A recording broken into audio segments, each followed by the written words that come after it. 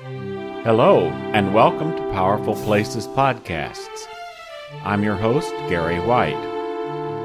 Today, Ferran Blasco demonstrates practices you can do to enhance your experience of powerful places.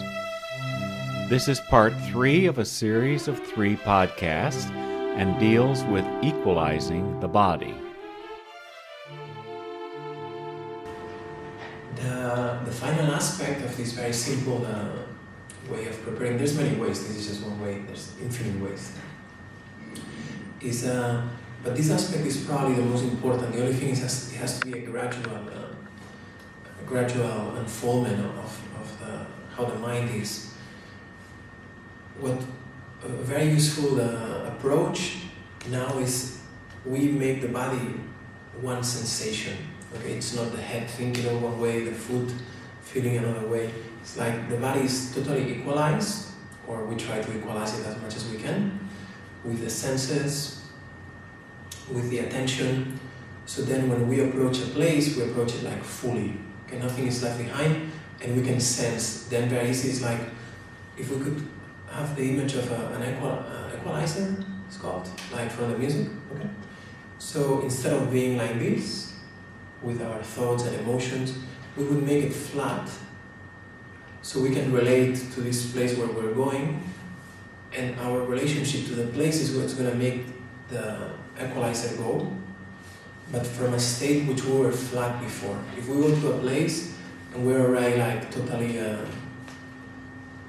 let's say, equalized by our own ideas, our own emotions, then we cannot really relate to that what is in front of us. And this is not only for a sacred place, this is for anything. So the body is more awake, it's more sensitive, the mind is more steady, there's less distractive thoughts.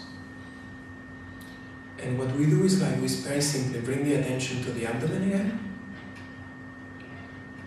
And a way that we're going to use to equalize the body is that first we're going to feel the body is empty inside. So we bring the attention to the abdomen. I'm going to close my eyes. You don't close yours. Or you could close yours if you want.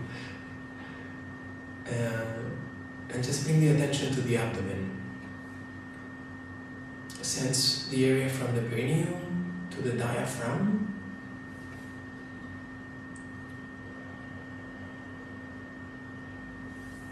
Sense how the breath is there, expanding and relaxing. With that breath, there's a sensation of very big spaciousness. It's like we look inside, and the space inside is very spacious and it's empty.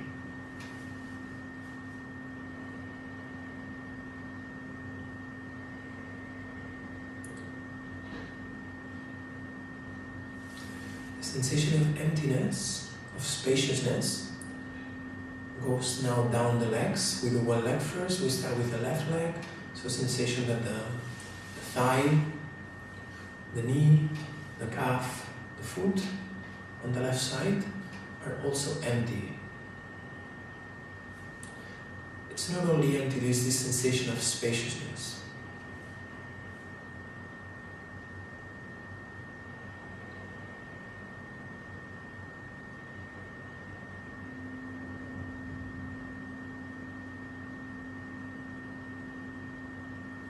Same sensation on the left side, on the right side, from the abdomen, from the left leg.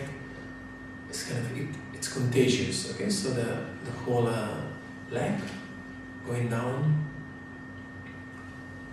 to the feet, the sensation of big spaciousness, emptiness.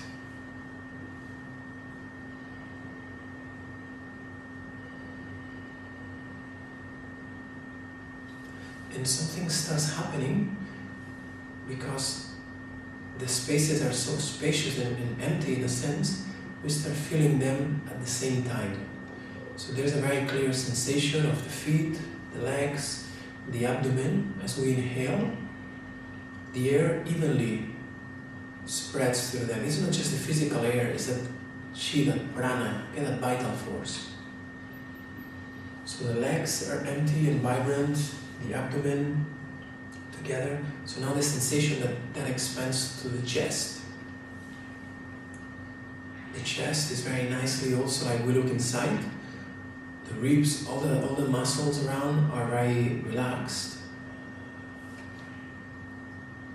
And this sensation of vitality permeates the space inside, and we have the sensation that it's very, very wide, very, very vast. Like if we were looking at the space, we're there somewhere in a nice place, we're in Utah somewhere, in Grand Canyon, and looking at that infinite space. We're here in the Pyrenees.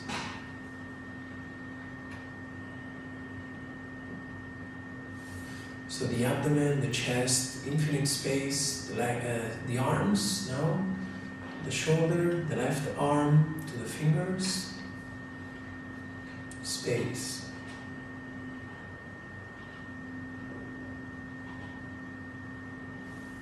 The right arm, the shoulder, the forearm, the hand, the fingers.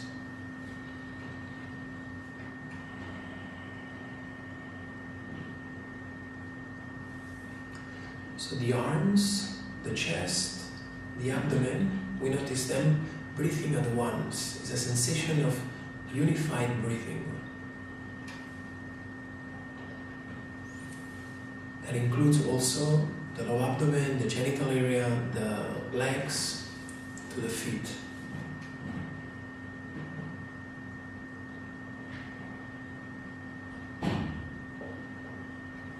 This sensation that the air starts reaching everywhere at the same time. We include the neck, very important.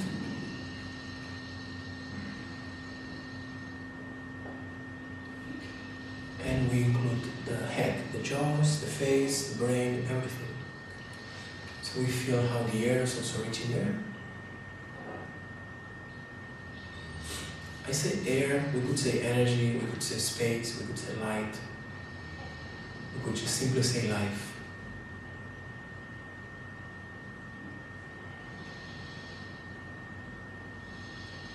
The important thing is that gradually we start recognizing this sensation of vital, unifying field. It's like the whole thing is one, and the whole thing is very alive. And it's alive that we don't have to do anything for it, it's just there. It's the life.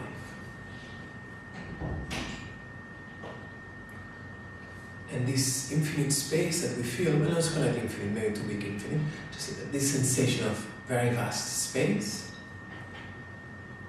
has a very special particularity, which it feels golden inside.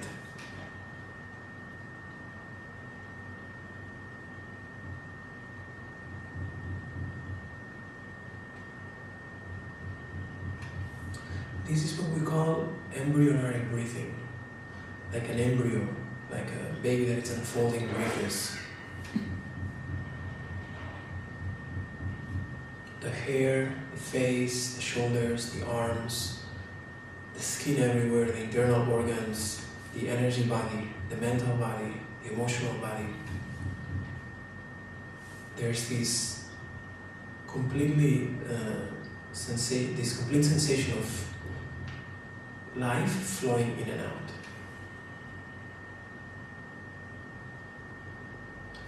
When we abide the mind in this sensation, now we can, if you have your eyes closed, you can open your eyes. When we abide in this sensation, we feel this particularity, which is like, it's very united, it's like one. Okay?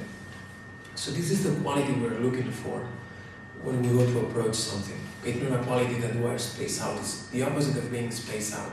It's like being awake in the state of being aware. So we're awake, we're aware, we're awake, we're sensitive, we're centered, and we're unified.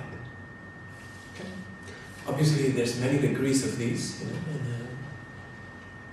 but the basic degree is just I feel here, I feel now, I feel myself, which is not this tightness is like, I feel myself, I feel vital. Our self is vital, and then I just feel even to approach anything. So this is a very simple way that you can practice, and then you get all these marvelous, fantastic books that Ellen and Gary have put together, and you go to the places and then you have a blast. You can have a blast without the English too. Okay? Thanks so much. Can I ask you some questions? Sure, you can. One main question I have is, how would you recommend people using these practices in preparation? As a regular daily practice, regardless of what they're doing, or in the morning before they go to a sacred site, or... Good question. But these or anything of this type, I would suggest as a daily practice. I mean, there's many things like similar like this. It's really like it's like a meal. You don't have to eat every day the same thing, but there's certain components that you want to have to make sure you get your protein, your fiber, all these things that you need to get. So yeah, this shouldn't be a practice. This should be like brushing your teeth. I hope everybody brushes their teeth and flosses every once in a while. So this should be the same thing. It's like a daily thing. We say like digging a well when you're thirsty is too late. So you could have an extra session the day you're gonna go to a place, or even you could do some of these things in the place, But you don't dig a well when you're thirsty. In the Chinese medicine, we say this. You have a well, and then when you're thirsty, the water is there. So this is like digging the well. This is like preparing yourself, and especially it's very important because it's gonna make the day-to-day more alive for you. And the objective of this is not thinking I'm here and that's a sacred site. The objective of this is I'm a sacred site myself. So there's no difference. And all the things that were done also were done in a different time, where people needed other things to approach ritual and ceremonies and things, but highest teachings will never take you out of where you are to go somewhere to do something, I'm not saying at all this is a high teaching. What I'm saying is you are complete as you are. You just have to dust a little bit. And then we go to these places, because we like it, and we honor them, and recognizing us in them honors us. That's it. We'll go for fun. But do this every day. Go to www.powerfulplaces.com and www.powerfulplaces.info to learn more about the Powerful Places Guidebook series.